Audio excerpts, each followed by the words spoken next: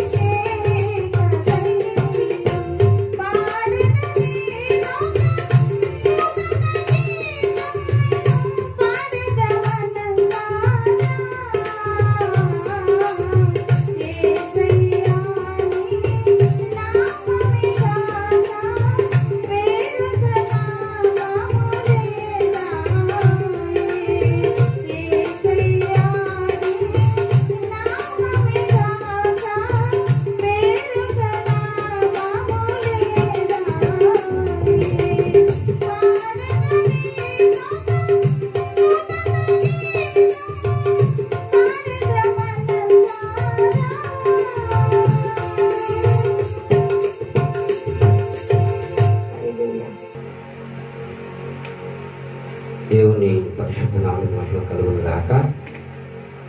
ఇప్పటివరకు చక్కని పాట పాడి ప్రభునామాన్ని మహిమపరచడానికి దేవుడు ఇచ్చిన మంచి అవకాశాన్ని బట్టి ప్రభునామానికి మహిమ కలుగును గాక.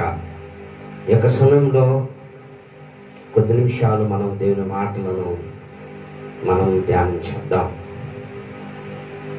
నీ వాక్యము నా పాదములకు దీపము, నా త్రోవకు వెలుగై ఉన్నదని బైబిల్ చెప్తుంది. కనుక ఈ నేటి దినాల్లో మన ఆధ్యాత్మిక జీవితాన్ని కొనసాగించడానికి వాక్యము అవసరమై ఉన్నది. లాక్డౌన్ సందర్భంగా సంఘముగా కూడుకొని ఆరాధించడానికి అవకాశం లేదు. కనుక వాక్యము ద్వారా మనల్ని మనం బలపరుచుకొనొచ్చు. దేవుని సన్నిధిలో మన ఆధ్యాత్మిక జీవితాన్ని ముందుకు కొనసాగించాలని ప్రభు పేరిట మనం చేస్తున్నాం. ఈ యొక్క సమయంలో కొద్ది నిమిషాలు దేవుని మాటలు ధ్యానం చేద్దాం. దేవుని సన్నిధిలో ఈ యొక్క ఉదయకాల సమయంలో దేవుని దృష్టికి నీ ఆధ్యాత్మిక జీవితం ఎలా ఉన్నది? నువ్వు అనుకుంటున్నావు నేను బాగానే ఉన్నాను, ఆధ్యాత్మిక జీవితంలో నేను బాగానే ఉన్నాను అని నువ్వు అనుకుంటున్నావు. కాదు, దేవుని దృష్టికి నీ ఆధ్యాత్మిక జీవితం, నీ సంపాదన, నీ నడవడిక, నీ ప్రవర్తన, నీ ఆలోచన సమస్తము కూడా దేవుని దృష్టికి ఇష్టంగా ఉండాలి. అప్పుడే నీ ఆధ్యాత్మిక జీవితం నడవలసినటువంటి సరైనటువంటి మార్గంలో నువ్వు నడుస్తున్నావని అర్థం. ప్రియమైన దేవుని బిడ్డలారా, అందుకనే వాక్యములో మనం గమనించినట్లయితే బైబిల్ చెప్తుంది, ప్రభువా ప్రభు అని పిలిచి ప్రతివాడు పరలోక రాజ్యములో ప్రవేశించాడు, కానీ తండ్రి చిత్తము చేయవాడే పరలోక రాజ్యములో ప్రవేశించుని బైబిల్ చెప్తుంది. ఆధ్యాత్మిక జీవితాన్ని కొనసాగించడానికి నీ ఇష్టం వచ్చినట్లుగా నువ్వు నడవటానికి వీలు లేదు. బైబిల్ చెప్తుంది దేవుని చిత్తమును నువ్వు నెరవేర్చాలి. దేవుని దృష్టికి నీ యొక్క నోటి మాటలు, నీ హృదయ ధ్యానము, నీ నడవడిక సమస్తమును కూడా దేవుని దృష్టికి ఇష్టకరంగా ఉండాలని బైబిల్ చెప్తుంది. అందుకని ఈ ఉదయకాల సమయంలో దేవుని దృష్టికి నువ్వు ఎలా ఉన్నావో నిన్ను నువ్వే పరీక్షించుకోవాలని ప్రభు పేరిట మనవి చేస్తున్నాం. ఈ యొక్క సమయంలో కొద్ది మాటలు మనం బైబిల్ గ్రంథం నుంచి ధ్యానం చేద్దాం. కీర్తన రాసిన గ్రంథం 19వ అధ్యాయము 14వ వాక్యం మనం ధ్యానం చేద్దాం. మూడు మాటలు ఈరోజు మనం ధ్యానం చేద్దాం. అందరూ కూడా శ్రద్ధగా దేవుని మాటలు ఆలకించాలని ప్రభు పేరిట మనవి చేస్తున్నాం. యెహోవా నా ఆశ్రయ దుర్గమా, నా విమోచకుడా, నా నోటి మాటలను నా హృదయ ధ్యానమును నీ దృష్టికి అంగీకారములగునుగాక. మనం గమనించినట్లయితే మొట్టమొదటిది మన నోటి మాటలు దేవుని దృష్టికి ఇష్టకరంగా ఉండాలి. నువ్వు మాట్లాడే ప్రతి మాట దేవుడు ఆలకిస్తున్నాడు, దేవుడు వింటున్నాడు, దేవుడు చూస్తున్నాడు అని దేవుని యందు భయము భక్తి కలిగి నువ్వు మాట్లాడే ప్రతి మాట జాగ్రత్తగా నువ్వు మాట్లాడాలి. ప్రియమైన దేవుని బిడ్డ, బైబిల్ చెప్తుంది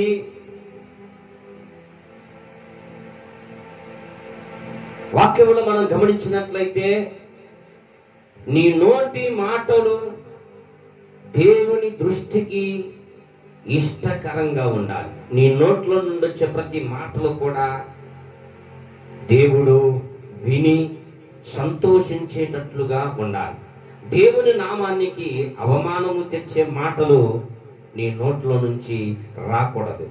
మూర్ఖులు మాట్లాడినట్లుగా నువ్వు మాట్లాడకూడదని బైబిల్ చెప్తుంది. ప్రియమైన దేవుని బిడ్డలారా, ఇంకా బైబిల్లో మనం గమనించినట్లయితే యెహోవా యందు భయభక్తులు కలిగిన వారు మాటలాడుకొనుచుండగా యెహోవా చెవియొగ్గి ఆలకించును అని బైబిల్లో మనం చూస్తున్నాం.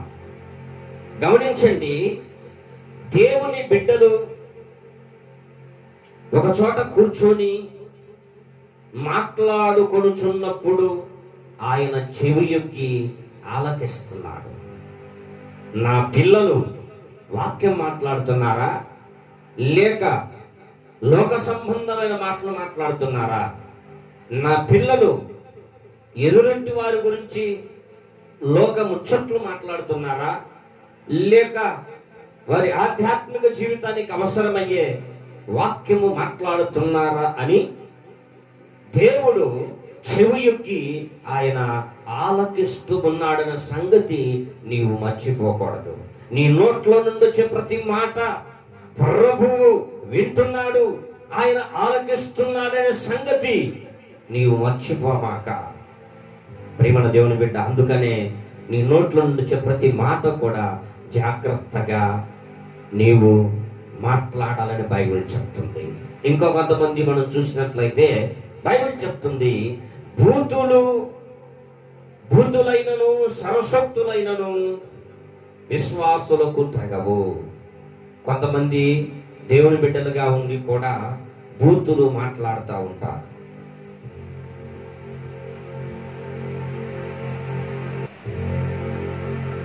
చాలా మంది విషయాల్లో మనం గమనించినట్లయితే బూతులు సరస్వక్తులు చాలా మంది మాట్లాడుతూ ఉంటారు. ఇంకా కొంతమంది విశ్వాసులు ఆ ఇంటి సంగతి, ఈ ఇంటి సంగతి, ఎదురింటోళ్ళ గురించి, పక్కింటోళ్ళ గురించి, ఉన్నవారి గురించి, లేచిపోయిన వాళ్ళ గురించి వ్యర్థమైనటువంటి మాటలు మాట్లాడుతూ ఉంటారు చాలా మంది. ప్రియమైన దేవుని బిడ్డ, అలాంటి మాటలు దేవునికి అంగీకారములు కావు. అలాంటి వ్యర్థమైన మాటలు నీ నోటి నుండి వచ్చినప్పుడు నీవు విశ్వాసిగా దేవుని దృష్టిలో లిఖించబడలేవు. కనుక బైబిల్ చెప్తుంది, నీ నోటి మాటలు దేవుని దృష్టికి ఇష్టంగా ఉండాలి. ఇంకో కొంతమంది యథార్థంగా ఉండరు, మనిషి దగ్గర మనిషి మాటలు మాట్లాడుతూ ఉంటారు. కొంతమంది ఉదయాన్ని లేచినప్పటి నుంచి రాత్రి పడుకునేంత వరకు అబద్ధాలు మాట్లాడుతూ ఉంటారు.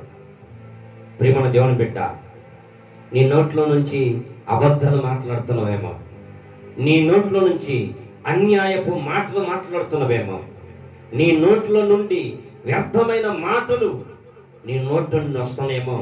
జాగ్రత్త, ప్రభువును హెచ్చరిస్తున్నాడు ఈ ఆదివార సమయంలో. ప్రియమైన దేవుని బిడ్డ, నీ నోటి మాటలను ప్రతి మాట ప్రభువు ఆలకిస్తున్నాడన్న సంగతి నీవు గుర్తిరిగి భయముతోను భక్తితోను ప్రతి మాట, నీ నోట్లో నుండి వచ్చే ప్రతి మాట కూడా భయముతో భక్తితో దేవుడు ఉన్నాడు, దేవుడు చూస్తున్నాడు అనేటువంటి ఆలోచనతో నువ్వు ప్రతి మాట మాట్లాడాలని ప్రభు బయట ప్రభు నిన్ను హెచ్చరిస్తూ ఉన్నా. ప్రియమైన దేవుని బిడ్డలారా, ఇంకా కొంతమంది మనం గమనించినట్లయితే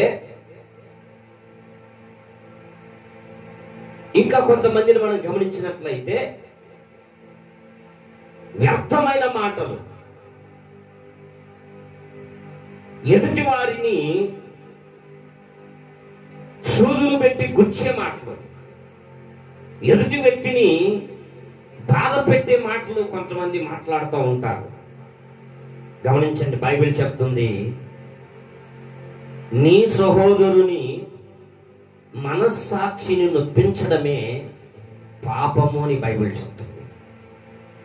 నీ నోట్లో నుంచి వచ్చే ప్రతి మాట నీ సహోదరుడు, నీ సహోదరి ఆ మాటల ద్వారా బలపరచబడాలి. ఆ మాటలు సూదితో గుచ్చినట్లుగా, ముళ్ళతో గుచ్చినట్లుగా ఉండకూడదు. కొంతమంది మాట్లాడుతూ ఉంటే ముళ్ళతో గుచ్చినట్లుగా ఉంటాయి ఆ మాటలు. కారణం ఏంటంటే వారు నోరు తెరిస్తేనే ఎదుటి వ్యక్తిని బాధ పెట్టే మాటలు. కనుక ప్రేమన దేవుని బిడ్డలారా, ఈ ఉదయకాల సమయంలో ఎదుటి వ్యక్తిని బాధ పెట్టే మాటలు నువ్వు మాట్లాడుతున్నావేమో, నీ మాటలు ఎలా ఉన్నాయి, ఒక్కసారి నిన్ను నువ్వే పరీక్షించుకోవాలని ప్రభు పేరిట మనవి చేస్తూ ఉన్నా. అందుకే భక్తుడు అంటున్నాడు, దేవా నా నోటి మాటలు నీ దృష్టికి ఇష్టకరంగా ఉండాలి. ప్రేమ దేవుని బిడ్డ, అలాంటి విశ్వాసిగా నీవున్నావా? అలాంటి భక్తిపరుడుగా నీవున్నావా? అలా ఉండకపోతే ప్రభు నిన్ను హెచ్చరిస్తున్నాడు. అలాగూ నీ ఉండాలని వాక్యం సెలవిస్తుంది. మొట్టమొదటి మాట, మన నోటి మాటలు దేవుని దృష్టికి ఇష్టకరంగా ఉండాలి. రెండో మాట మనం గమనించినట్లయితే, మన హృదయ ధ్యానము దేవుని దృష్టికి ఇష్టకరంగా ఉండాలి.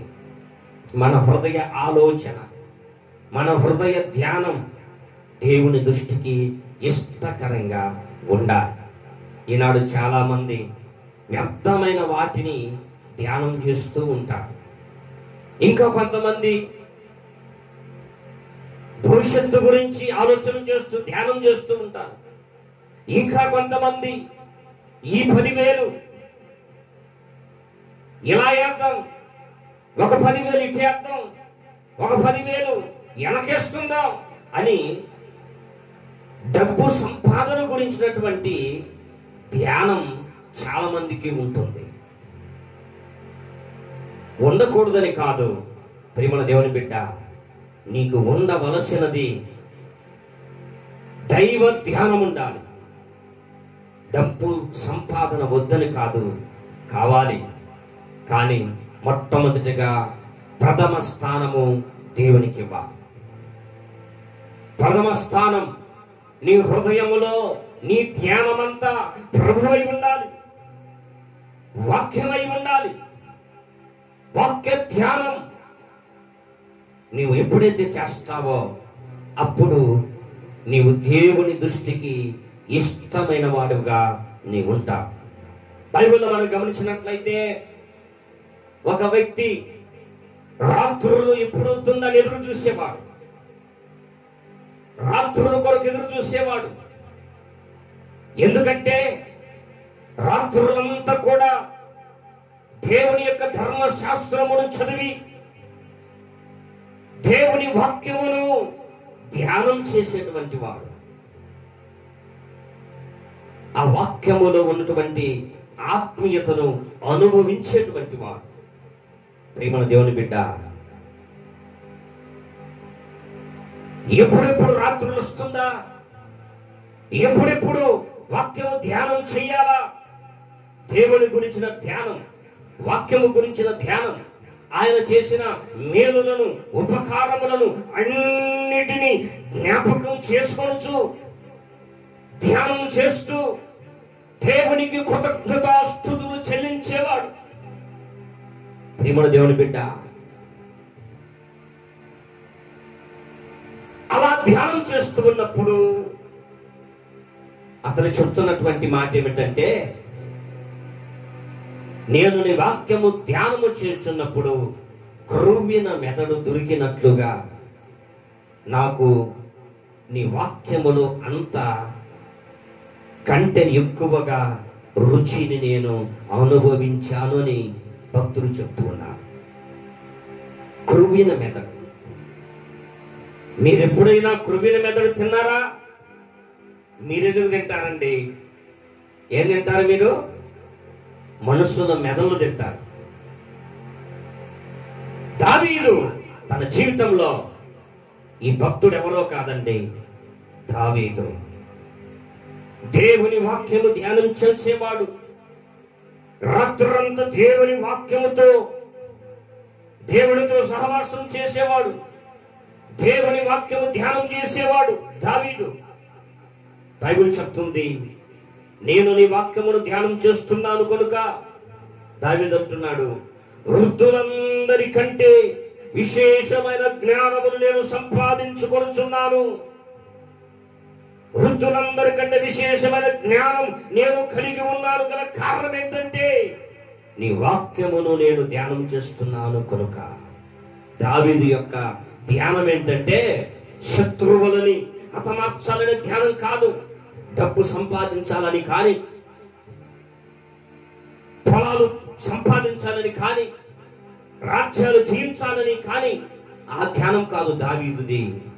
ఆ దావీదు ధ్యానం అంతా కూడా దైవ ధ్యానం, వాక్య ధ్యానం.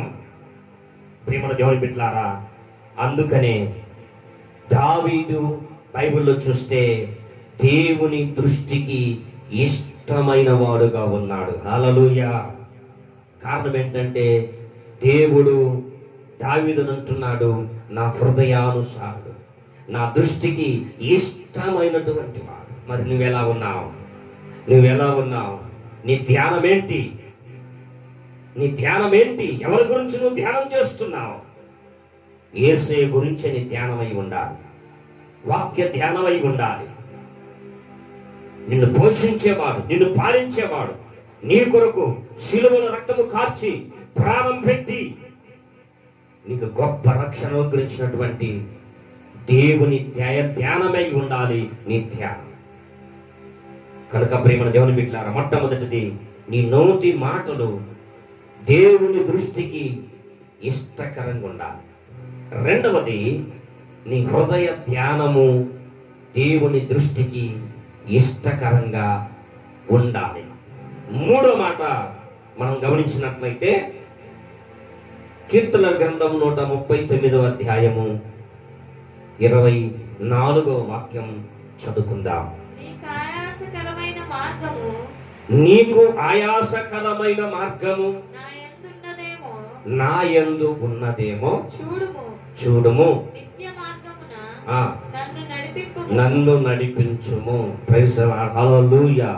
మనం గమనించినట్లయితే భక్తుడు అంటున్నాడు, నీకు ఆయాసకరమైన మార్గము నా యందు ఉన్నదేమో, నిత్య మార్గము నన్ను నడిపించుము.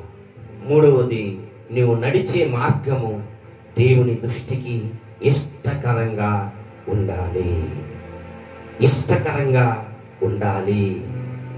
నీ నడిచే మార్గం దేవుని దృష్టికి ఇష్టకరంగా ఉండాలి. నువ్వు డబ్బు సంపాదిస్తున్నావు, ఆ సంపాదన అక్రమంగా సంపాదిస్తున్నావో, అన్యాయంగా సంపాదిస్తున్నావో, నీ సంపాదన ద్వారా లక్షలు కోట్లు సంపాదిస్తున్నావేమో, ఏ మార్గం ద్వారా వెళ్ళి నువ్వు సంపాదిస్తున్నావు? గమనించండి, నువ్వు నడిచే మార్గం దేవుని దృష్టికి ఇష్టకరంగా ఉండాలి. అప్పుడే నీవు నడవవలసినటువంటి మార్గములో నీవు నడిచి నిత్య జీవములో నువ్వు ఆయనతో కూడా యుగ యుగాలు నీవు ఉంటావు. చాలా మంది అనుకుంటున్నారు, నాకేంటి నేను సరైన మార్గంలోనే నేను వెళ్తున్నాను కదా, నేను వెళ్ళే మార్గం కరెక్ట్, నా రూట్ కరెక్ట్ అని చాలా మంది అనుకుంటున్నారు. కానీ బైబిల్ చెప్తుంది సామెతల గ్రంథం 16వ అధ్యాయము 25వ వాక్యమును మనం గమనించినట్లయితే, ఒకని మార్గము వాని దృష్టికి యథార్థముగా కనపడును, అయినను తుదకు అది మరణమునకు చేరును. జాగ్రత్త. నువ్వు అనుకుంటున్నావేమో, నేను వెళ్ళే అడుగు, నేను వెళ్ళే మార్గం కరెక్ట్ అని అనుకుంటున్నావేమో. జాగ్రత్త. చివరికి అది మరణానికి దారి తీస్తుంది. ప్రేమ దేవుని బిడ్డ, నువ్వు అనుకోవటం కాదు, నీ దృష్టికి నీకు నీవే నేను వెళ్ళే రూట్ కరెక్ట్ అని నువ్వు అనుకోవటం కాదు. నా మాటలు నేను బాగానే మాట్లాడుతున్నానని నువ్వు అనుకోవటం కాదు. నేను చేసే ధ్యానం కరెక్ట్ అని నువ్వు అనుకోవటం కాదు. నేను నడిచే మార్గం కరెక్ట్ అని నువ్వు అనుకోవటం కాదు. నీ నోటి మాటలు, నీ హృదయ ధ్యానము, నీ యొక్క నడిచే మార్గము దేవుని దృష్టికి ఇష్టకరంగా ఉండాలి. ఒక్కసారి నిన్ను నువ్వే ఆలోచన చేసుకొని, ప్రియమైన దేవుని బిడ్డ, ఈ యొక్క ఆదివార సమయంలో ప్రభు నీతోనూ మాట్లాడుతున్నాడు.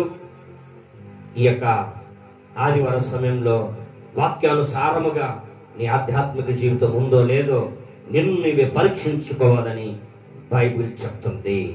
కనుక ఈ యొక్క సమయంలో నీ నోటి మాటలు దేవుని దృష్టికి ఇష్టకరంగా ఉండాలి. నీ హృదయ ధ్యానం దేవుని దృష్టికి ఇష్టకరంగా ఉండాలి. నువ్వు నడిచే మార్గం దేవుని దృష్టికి ఇష్టకరంగా ఉండును గాక.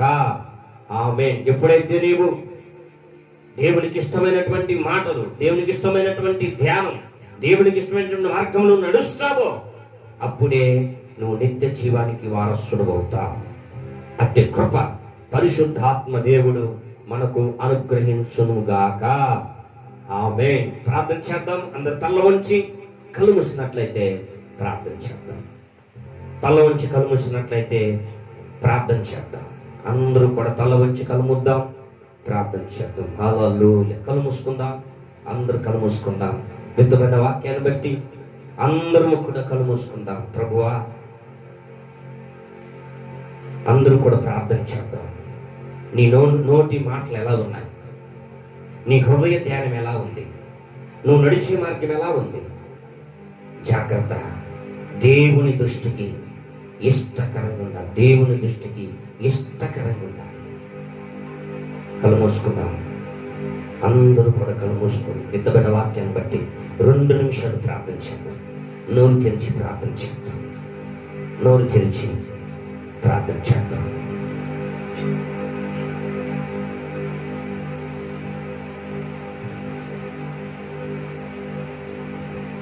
యేసు నీకు మహిమ, మహిమ, మహిమ. యేసయ్య నిన్ను విన్నంతగానే ఆజ్ఞల మార్గము కనిపించెనే. నీవు నన్ను నడిపించగలవు. నేను నడువవలసిన త్రోవలో నీవు నన్ను నడిపించగలవు. నేను నడువవలసిన త్రోవలో సగుణాల సంపన్నుడా, స్తుతిగానాల వారసుడా, జీవింతును నిత్యము నీ నీడలో ఆస్వాదింతును నీ మాటల మకరంగము. సగుణాల సంపన్నుడా, స్తుతిగానాల వారసుడా, స్తుతిగానాల వారసుడా, స్తుతిగానాల వారసుడా, స్తుతిగానాల వారసుడా, స్తుతిగానాల వారసుడా. ప్రార్థన. దయగలిగిన మా తండ్రి, దయాళుడు, సర్వోన్నతుడు, సర్వశక్తిమంతుడు, స్తుతులకు కారణభూతుడు నాయన, ఈ ఆదివార సమయంలో ఆదివార ఆరాధనను ఆదినంత వరకు మేపన సారథ్యం జరిగించాడు. అందును బట్టి నీకు స్తోత్రం తెలుస్తున్నాం. ఈ యొక్క ప్రత్యక్ష ప్రసారం ద్వారా వీక్షిస్తున్నటువంటి ప్రతి బిడ్డలను మీరు పేరు పేరు దీవించి ఆశీర్వదించండి. విధమైన వాక్యం ప్రతి హృదయంలో నీరు కట్టి ఫలింపు చేయమని ప్రార్థన చేస్తున్నాం. ప్రభువా, మా నోటి మాటలు నీ దృష్టికి ఇష్టకరంగా ఉండాలయ్యా. మా హృదయ ధ్యానం నీ దృష్టికి ఇష్టకరంగా ఉండాలి. ప్రభువా, మేము నడిచే మార్గం నీ దృష్టికి ఇష్టకరంగా ఉన్నట్లుగా, ప్రభువా, నీకు ఇష్టలముగా, నిన్ను సంతోషపెట్టే వారముగా మేము ఉన్నట్లుగా సహాయం చేయండి. ఎంతమంది ధనలభ్యంతున్నారు, నీ గాయపడిన హస్తంతో ముట్టి స్వస్థపరిచి మంచి ఆరోగ్య బలమును శక్తిని తెచ్చేయండి. పెళ్లి చేస్తున్న పని బాటలో నాగపక్షుల వ్యాపారాలు ఉద్యోగాల్లో 30 40 నూరంతలుగా నా ఆశీర్వాదాలు దాచేయండి. అవసరాల కళ్ళు కొదులు కొత్తలు సమృద్ధిగా మీ నామను మీరు తీర్చండి. మరొకసారి నాయన కరోనా వైరస్ను బట్టి ప్రార్థన చేస్తున్నాం. ప్రపంచాన్ని పీడిస్తున్న కరోనా వైరస్ నుండి ప్రపంచానికి, మా భారతదేశానికి విడుదల మీరు అనుగ్రహించమని ప్రార్థన చేస్తున్నాం. ఎంతమంది అయితే హాస్పిటల్ ఉన్నారో వారి ముట్టి స్వస్థపరిచి మంచి ఆరోగ్య బలము శక్తిని దయచేయమని మమ్మల్ని అందరినీ నిరాకృషితపరచమని ఈ యొక్క యేసురాజ ప్రసారం ద్వారా వీక్షిస్తున్న ప్రతి బిడ్డలను పేరు పేరు వసం దీవించి ఆశీర్వదించండి. మనందరినీ ఆకర్షితపరచండి. నీకు స్తుతి స్తోత్రం చెల్లించుకుంటూ నజరేయుడైన యేసు శ్రేష్టమైన నామములో అడిగి వేడుకొని ప్రార్థన చేస్తున్నాము తండ్రి. ఆమేన్. మన తండ్రి అయినటువంటి దేవుని యొక్క ప్రేమయు, కుమారుడైనటువంటి యేసుక్రీస్తు వారి యొక్క కృపయు, పరిశుద్ధ ఆత్మిక నేను సహవాసము సన్నది కొడిచిన మనకును సకల పరిశుద్ధులకు పరిశుద్ధ ఆత్మ దేవుడు తోడుగా ఉండి నడవవలసిన మార్గంలో మనందరినీ ప్రభువు నడిపించునుగాక. ఆమేన్, ఆమేన్, ఆమేన్. మీ అందరికీ ప్రభు పేరిట వందనాలు తెలియజేస్తున్నాం. దయచేసి యూట్యూబ్ ద్వారా వీక్షిస్తున్నటువంటి మీ అందరికీ ముఖ్యమైన మనవి, ఈ యొక్క ఛానల్ని సబ్స్క్రైబ్ చేయాలని ప్రభు పేరిట మనం చేస్తున్నాం. మీ స్నేహితులకి అందరికీ పరిచయం చేయాలని ప్రభు పేరిట మనం చేస్తున్నాం. తప్పక ఈ యొక్క కార్యక్రమంలో ప్రతి ఆదివారం 11 గంటలకి వీక్షించండి. దైవ దీవెనలు పొందాలని ప్రభు పేరిట మనం చేస్తున్నాం. దేవుడు మిమ్మలను, మీ కుటుంబాలను దీవించి ఆశీర్వదించునుగాక. ఆమేన్.